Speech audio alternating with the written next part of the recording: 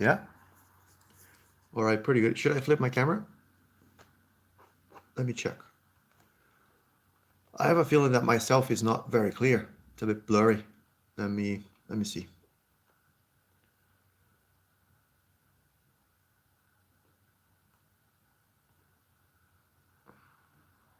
I'm gonna check my live on my computer.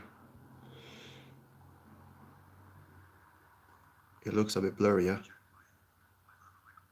Let me try to flip my camera. No, let me see.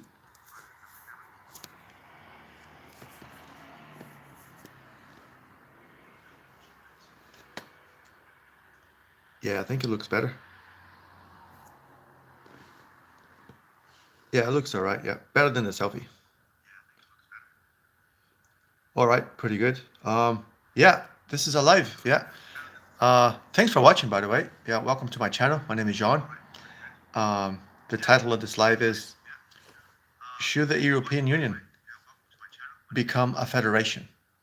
All right, I'm going to cover what's the difference between a union and a federation, right? Just a moment, I need to actually charge my computer. Um, Sorry, just a moment.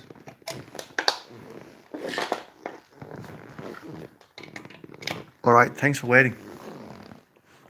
I am actually charging my computer. It might be slightly darker. All right, but yeah, thanks anyway for watching.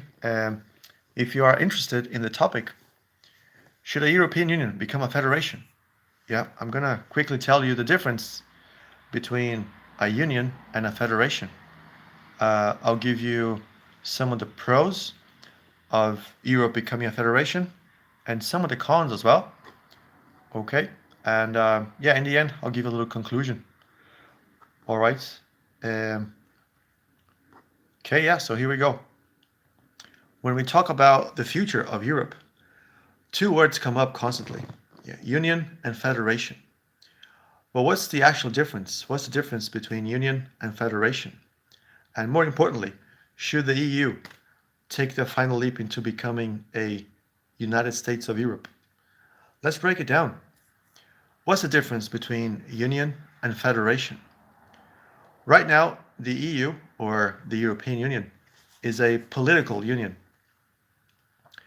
It's a bit like a club that has members. The member states are still the bosses, and they own the treaties. And as we saw with Brexit, they have the freedom to leave. They can choose to leave.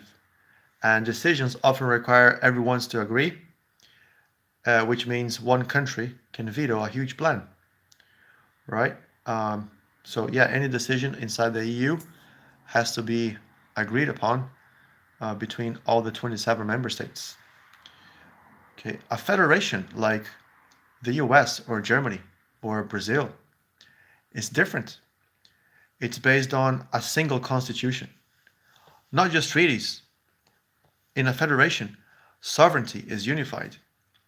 The central government has the power to tax, spend, and make big calls like defense and foreign policy without needing every single state to say yes every time.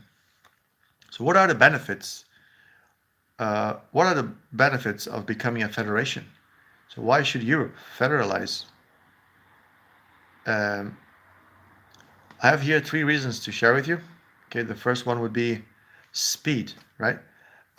In a crisis like a pandemic or a security threat, the EU is often slowed down by internal bickering. A federation could act instantly. Secondly, geopolitical clout.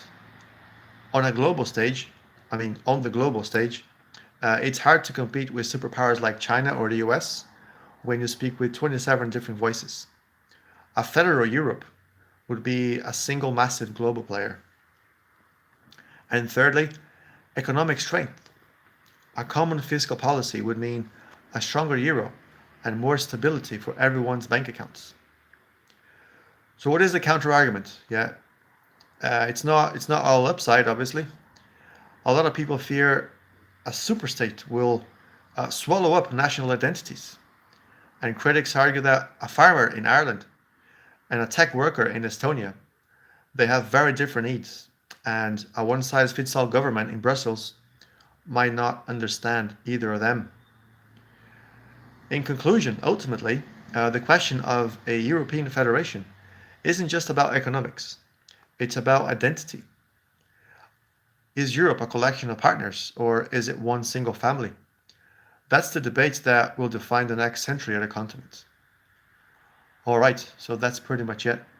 Okay, that's the end of this live. All right, so thanks for watching. I hope you liked the topic. Drop a comment. What do you think? Should Europe become a federation? Should Europe become one single country, like the US or Brazil or Germany? What do you think?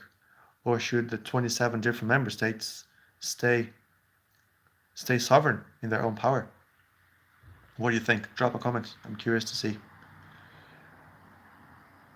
It says here, yeah, ultimately it's about identity. I think my opinion is, identity is never going away. Yeah, no matter what. Yeah, that's just what I think.